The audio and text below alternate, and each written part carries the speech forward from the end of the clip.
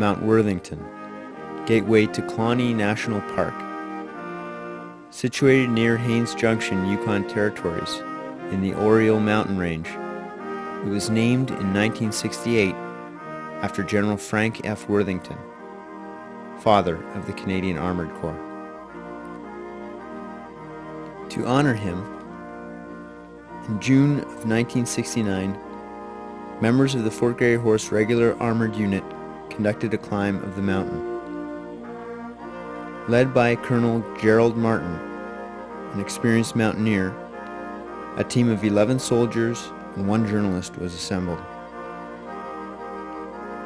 At the summit of Mount Worthington, they would place a marker emblazoned with the symbol of an iron gate. Climbing was exhausting and far colder than the team had expected. After a stay of just 30 minutes, they began their descent. Exposed to the wind and low on water, they chose an alternate route down, riding scree fields to speed them to the base. But at less than 1,000 feet from their goal, tragedy struck. As he was examining a rocky ledge, the ground beneath Colonel Martin gave way. The commanding officer of the Fort Garry Horse fell to his death.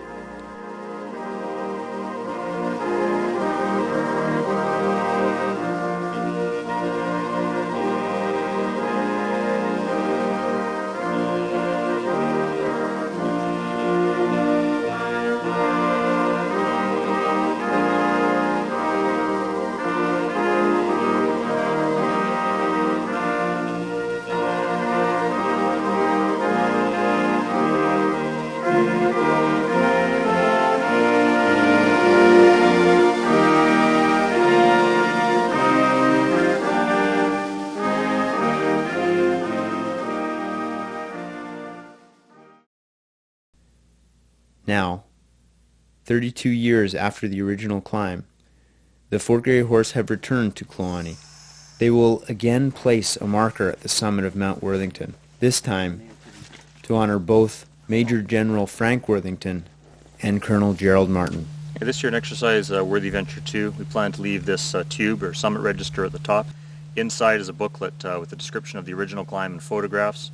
Also there's a booklet, a simple notebook and pencils for future climbers to write their impressions at the top of the mountain. We've decorated it with the regimental insignia in the front and a description on the back of when it was placed and by who. And it's attached to the mountain with this steel cable, so it should stay up there a long time. Major Ken Sabache describes the purpose and goals for the expedition. Essentially, on the adventure training aspect of it, our aims for it were to build teamwork and cohesiveness within the unit, as well as reenacting or commemorating the 1969 expedition. And the other, and I think the more important aim to this is to challenge the soldiers. In the 1969 climb, they chose a route up the northeast ridge of the mountain, straight up from the lake through the trees, right up just below the summit, across, and then up onto the summit.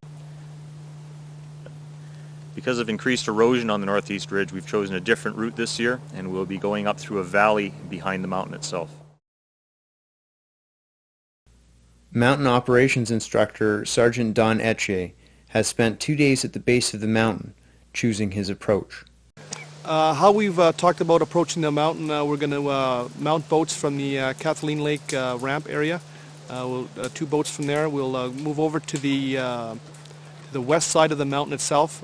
From there we're going to work around from the west northern area up into the large valley on the north side. From there we'll just follow sort of a slow circle around through up the valley and up around the back onto the peak itself.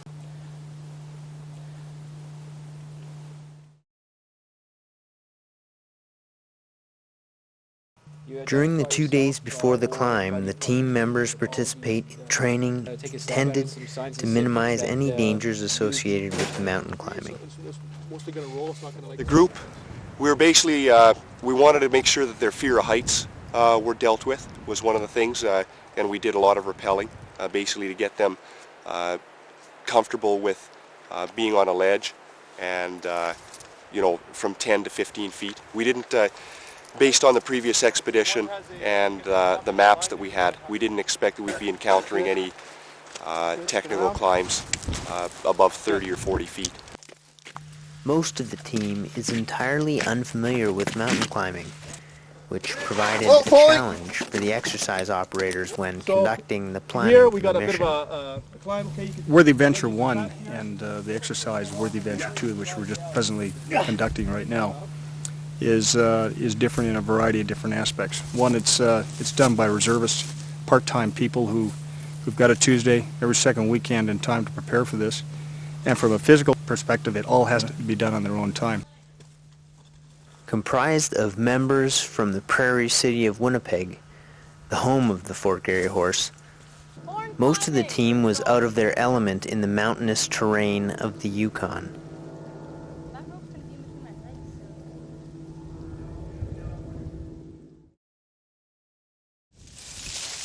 One day before the climb, members gather at the base of Worthington to get a taste of what it will be like walking on the shale, scree slopes of the mountain. Many of the rocks are loose from years of erosion, a danger that cannot be forgotten when climbing on Worthington. You basically will do sort of a zigzag, and you just keep going up. Okay? Make sure you're not this way, but edged in towards the mountain. Okay?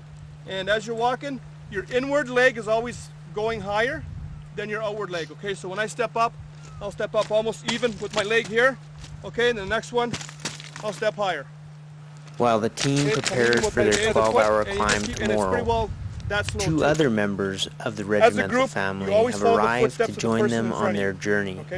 Sons of Colonel Jeffrey Martin have come to the Yukon to complete this adventure with the Fort Garry Horse. For me, I think this is sort of like a once-in-a-lifetime trip, and I think it'll mean quite a bit to me, not only just having been able to do it with another member of my family, my brother, but to be able to do it with the regiment as well, I think really fulfills it, and will make it that much more worthwhile to me. I think it's going to be a tremendous physical challenge, and to likewise do it with the Fort Garry Horse kind of completes everything that I've wanted to do for the last 32 years. This has been a planned mission on my part to get up there sometime in my lifetime. This is the time, and to do it together with the Fort Garry Horse will bring, for me, some closure to the passing of my father, and hopefully honor his past and his memory. Mom, we would have liked to have told you, but we know you probably would have been a wreck if we had told you about something like this beforehand. So hopefully you can enjoy it as much as we have, and the Garrys have, and everybody else has, now that we're here and it's done. After months of planning, the day of the climb has arrived. It's an unfinished plan for me. It's been a plan in the making for 32 years, and logistically getting over there by oneself is not all that feasible. But to go as a group, it becomes more feasible, and here we are today, and now it's time to go. For some, seeing the loose rock slide down the scree slope during the previous day was enough to know they will not attempt the climb. The remaining 16 team members, however, are still determined. I've exceeded my expectations just by getting here to the Yukon. To stand on the shores of Kathleen Lake and look over to Mount Worthington is more than enough accomplishment for me. Everything else is a bonus now.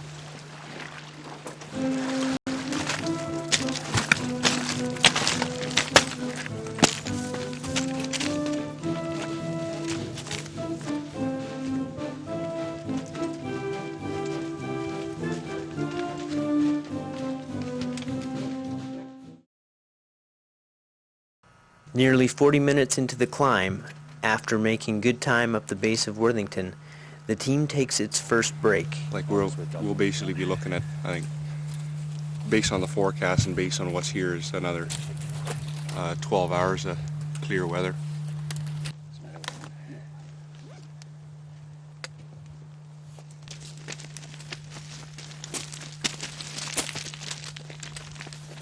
The forecast for the day is perfect, clear and moderately warm.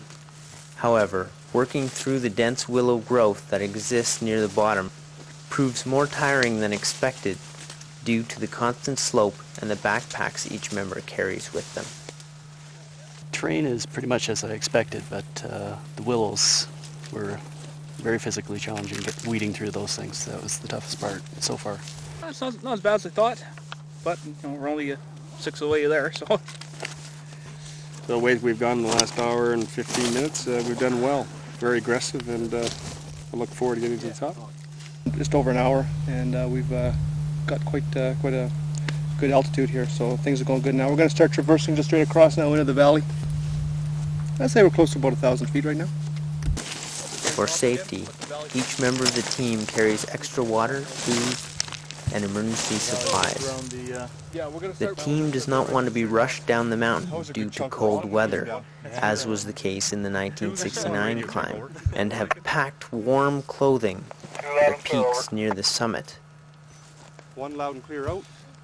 All of this, however, has a cost. Extra weight. The climb itself is particularly difficult on the ankles, similar to climbing stairs for 8 hours on the sides of one's feet.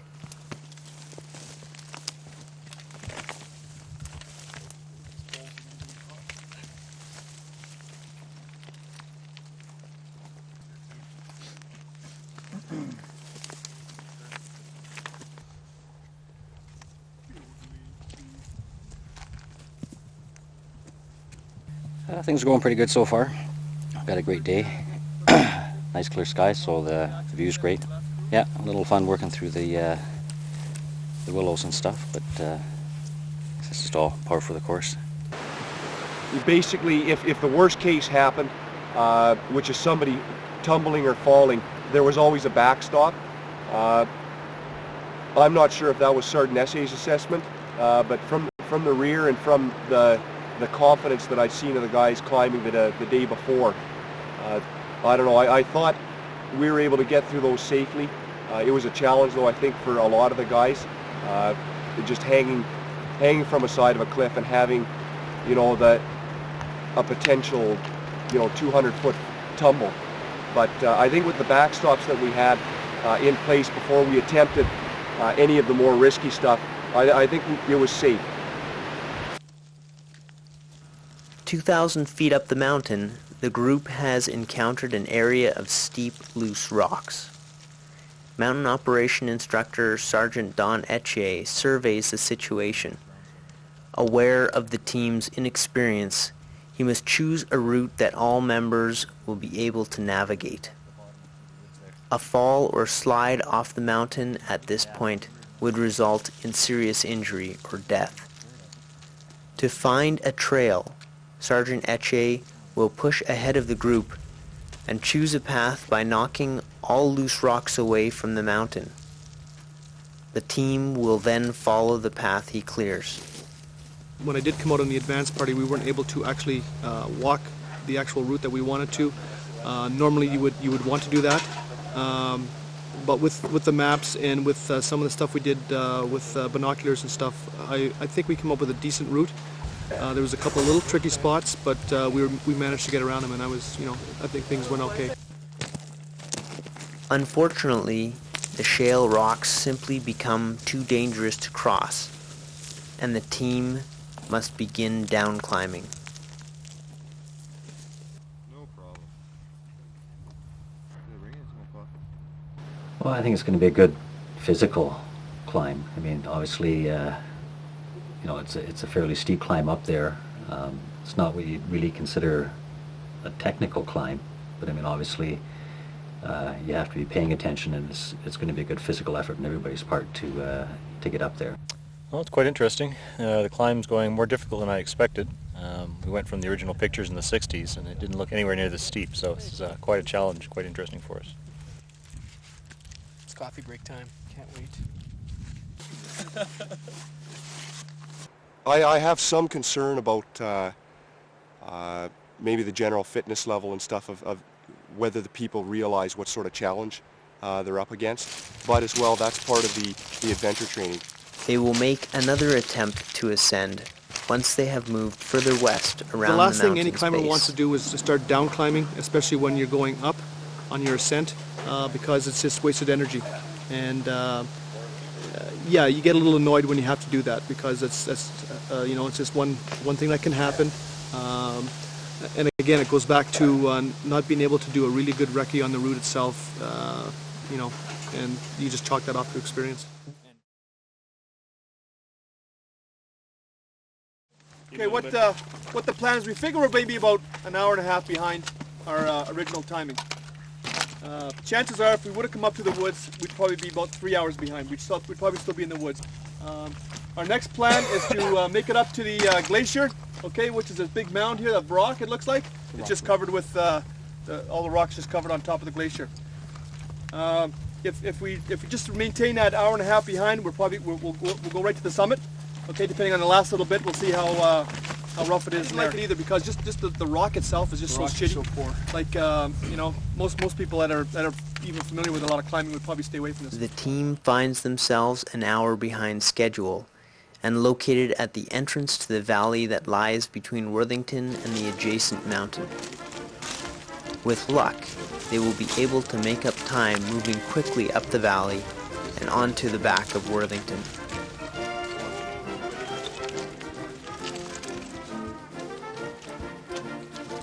By now, however, some of the team members are feeling the effects of hours of climbing with extra weight under a surprisingly warm Yukon sun. A lot of people, I don't think they expected the mountain to be quite that big or that steep.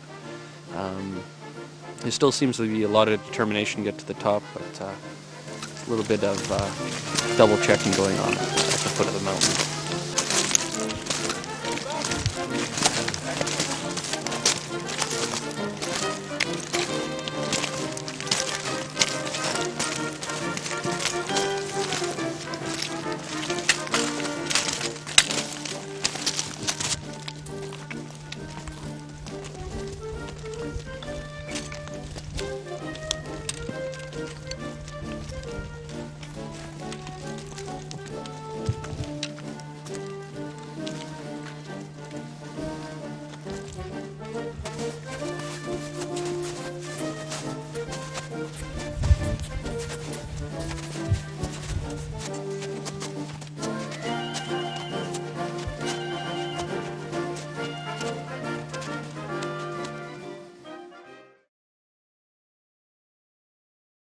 Yeah, we're making good time.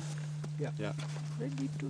We actually, okay, basically after we've got through the scrambling, we're into the glacier field, I guess. What we're going to do is work our way up along this field through the valley here, along the snow, and hopefully we'll make our target on time. We might even be able to make up a little bit of time in here. Still chasing the clock, a 5-minute lunch break is all the team gets before continuing the climb.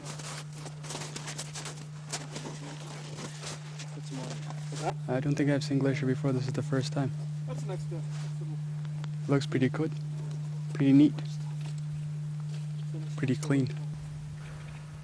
Watched from afar by expert mountain climbers, the team is beginning to show signs of tiring. They are still nearly a half hour behind schedule, only now beginning the steeper part of the mountain. Originally, 2 extended breaks were planned for lunch and supper. It appears now that there will be no stops longer than a few minutes. Food is eaten as they climb, and snow is gathered and melted into the water containers during breaks to refill the dwindling water supply. They have needed more water than expected to fend off the effects of the rising temperatures.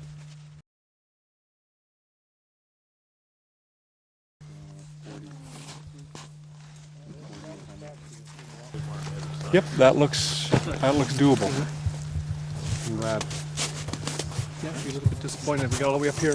Well, even if we didn't, like that was one of the things we talked about. You know, we said we might come on this and hit the point where we go, right. Sorry, you know, we can't make it. We're gonna get close. We'll get her. Oh yeah, I think so. 1300 now, 13, 12. We may possibly be an hour over time. We had already pre-planned that if we had gone into a time crunch, that we already predefined a return time from the summit, that we had not reached the summit by 1600 hours, we would not, we would turn around for wherever we were at and proceed back down the mountain. Strictly because if there was an injury or something, we'd not be able to get the person down off the top of the mountain in time before dark. We'll be down there before 7 o'clock. Like, I can't see us. The descent, I figure 2.5, 3 hours.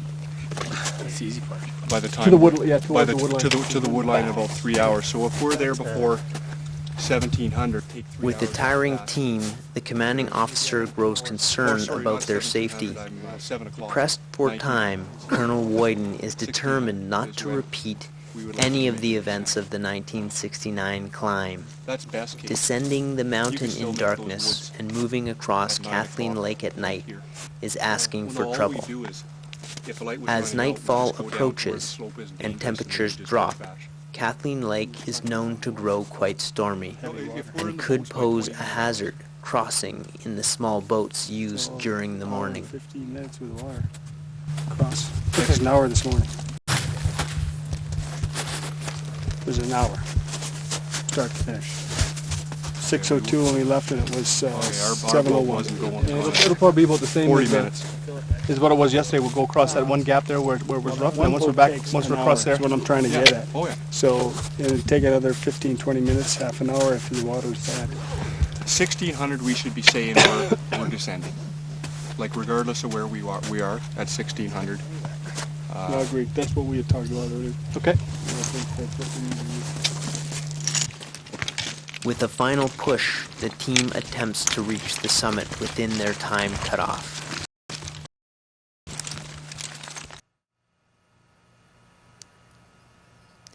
The steeper slopes take a toll on some of the members of the team. The climbing slows considerably.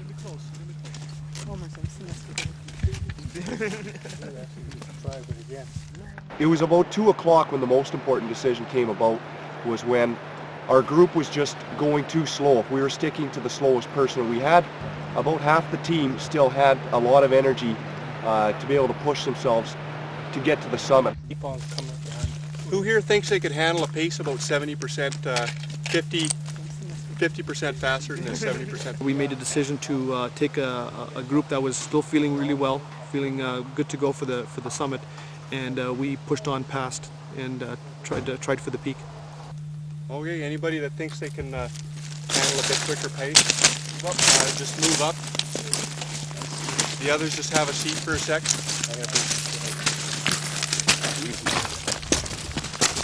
Now reduced to just 8 members, the lead team pushes forward. With less than an hour and a half to climb the remaining 1,000 feet, they are nearly certain they will not make the summit in time. So that'll give, based on what our pace was before, and being able to go about 100 feet every 10 minutes, I figured we would be within shooting distance of being able to get to the summit by 1600, because that was our cutoff time, that regardless of where we were at 1600 we're turned around. But if we hadn't have made an attempt with the most capable people, to me the expedition, it would have been quite a letdown. After a brief stay at a pointed knoll on the side of the mountain, the lead team prepares for their final push.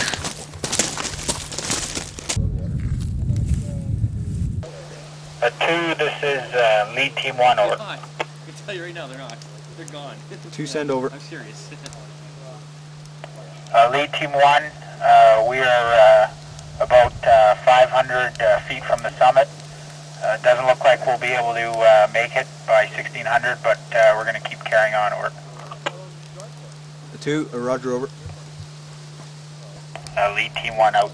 Any break from now on is done virtually standing up, as the slope is nearly vertical. By that point, we were so close. I knew we'd make the ridge, but I couldn't judge what the distance was to make it to the summit that we got to. And based on that, I figured we'd make it to the ridge, and at that point I'd already put it in my mind that at 1600, regardless of where we were, at least we'd done everything that we could and we were willing to do. Okay, troops. Let's go, rock and roll.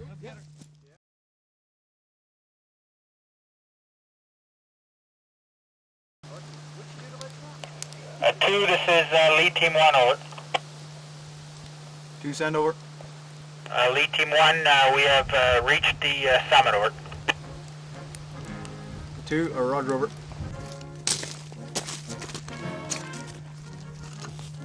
Once we got to the ridge and we started looking around, we were actually, I wasn't quite sure exactly where we were until we got to the ridge, and when we got up there, we were actually closer than what I figured we were going to be. So at that time, we pushed on, you know. Once on top of the ridge, the team realizes it is a simple scramble to the nearby summit. Carefully, they make their way to the craggy peak and prepare to place the marker they have brought with them for the occasion.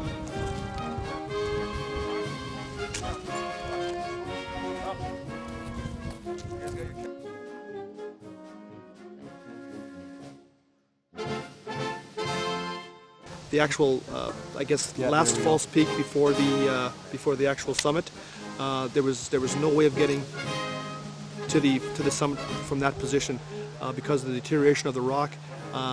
Even with technical equipment, chalks and ropes and all that stuff, the rock was just so brittle that there was no way you could protect anybody going across there, and there was no way we were going to put anybody across there and endanger anybody. Come on back here and take that picture of me.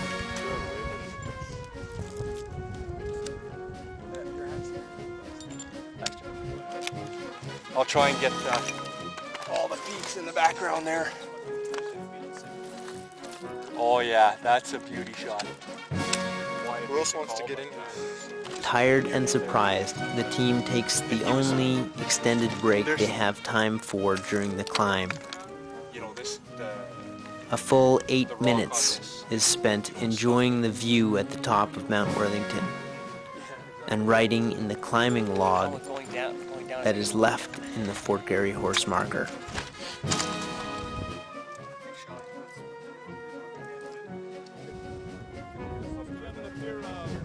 Okay, good jam there. Let's get that. The fact that we were able to succeed and that it gives me a lot of satisfaction in the fact that we were able to take the guys and push them up to the top. Sir, who would know? They don't know we're not at the summit. They don't, because they can't see it. No. All right, I wasn't even thinking about falling, but if you want me to. Everybody keeps talking about falling.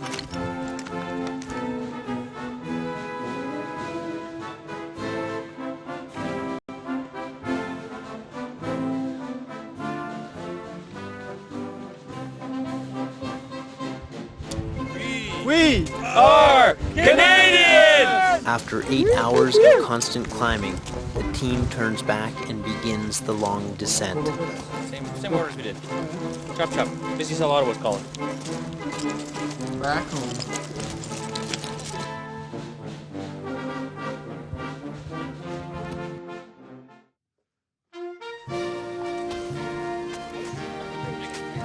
Now, reunited with the other team members, the entire team breaks before descending together. Still tired and low on water, but satisfied with the outcomes of the day.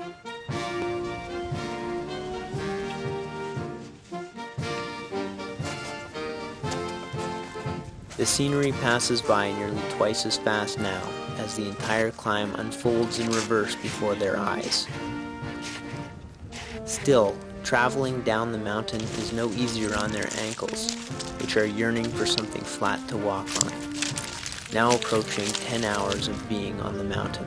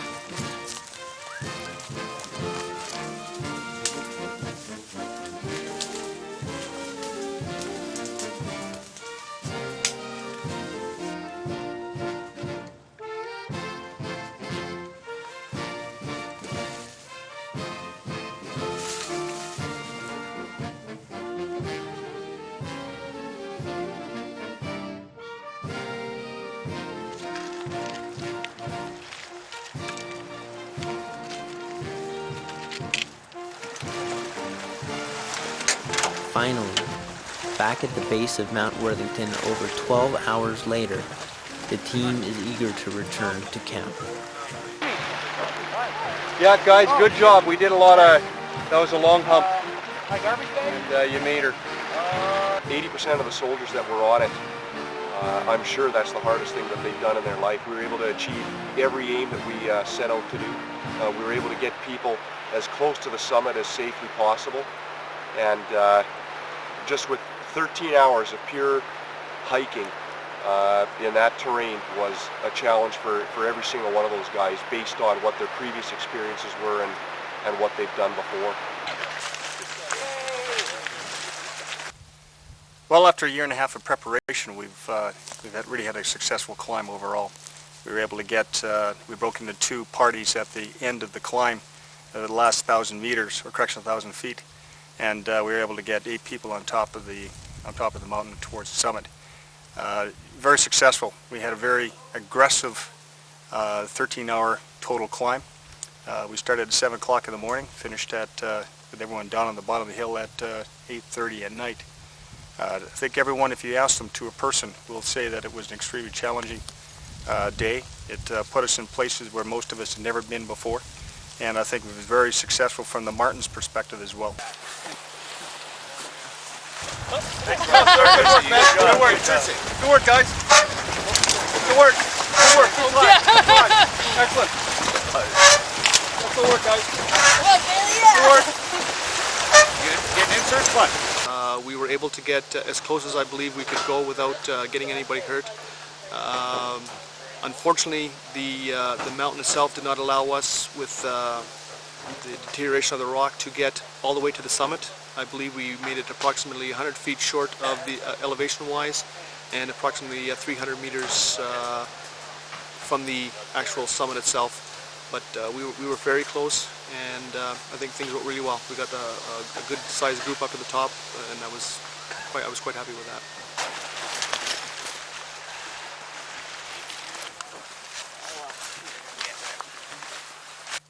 The original point of climbing the mountain, I think we can't forget that, is to commemorate and remember the reason why the mountain was named Mount Worthington, for General Worthington, the founder of the Royal Canadian Army Corps.